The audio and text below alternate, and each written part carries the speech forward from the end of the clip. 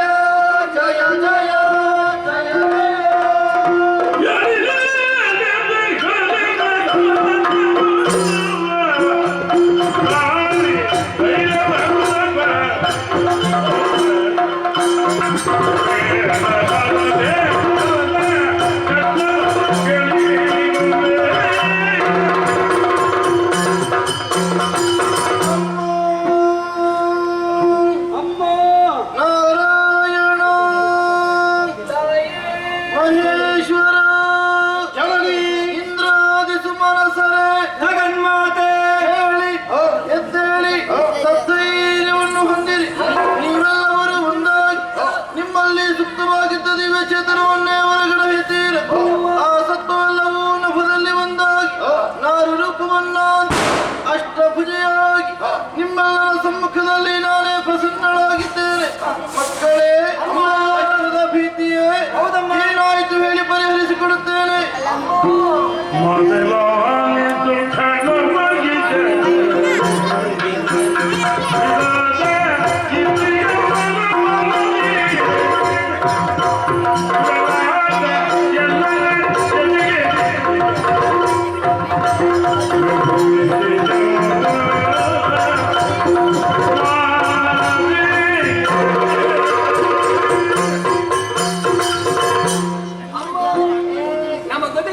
ದುಸ್ಥಿತಿಯನ್ನು ಹೇಗೆ ವಿಸ್ತರಿಸಬೇಕು ಒಂದು ಅರ್ಥವಾಗುವುದಿಲ್ಲ. ಏನಾಯಿತು? ಶೋಣಿತಾಪುರದ ಅರಸಿ ಮಾಲಿನಿಗೆ ಮಗನಾಗಿ ಹುಟ್ಟಿಕೊಂಡಂತಹ ಮಹೇಶನ್ ಎನ್ನುವಂತಹ ದಾನವನು ಬ್ರಹ್ಮನಿಂದಲೇ ವರಬಲಗಳನ್ನು ಪಡೆದುಕೊಂಡು ಅನ್ಯಾಯ ಅನಾಚಾರ ಅಧರ್ಮಗಳನ್ನೇ ಮಾಡುತ್ತಾ ಲೋಕ ಕಂಟಕನಾಗಿ ಮೆರೆದಾಡಿದ್ದಾನಮ್ಮ.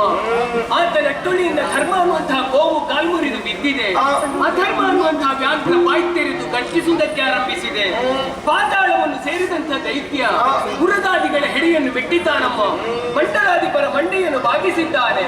ಇಂದ್ರಾದಿ ಸುಮನಸರನ್ನೇ ಸ್ಥಾನ ಭ್ರಷ್ಟನಾಗಿಸಿದ್ದಾನೆ. ಸೂರ್ಯ ಚಂದ್ರರ ಚಲನೆಯನ್ನೇ ಸ್ತಂಭಿಸಿದ್ದಾನೆ.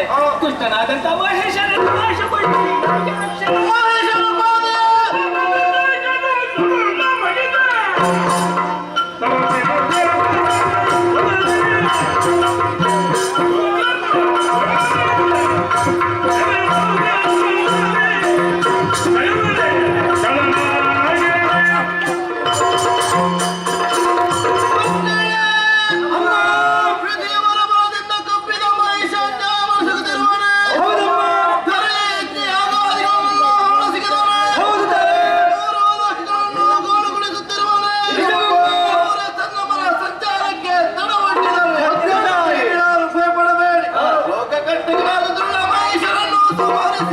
ಅವರನ್ನು ಹೊಂದಿರೋ ದೃಢ ಶಂಕದುರ್ಗಾದ್ಯರನ್ನು ಸಮಯ ಕ್ಷೇಮವನ್ನು ಸ್ಥಿರಗೊಳಿಸ್ತೇನೆ. ಭೀತರಾಗಿರಿ. ಜಯ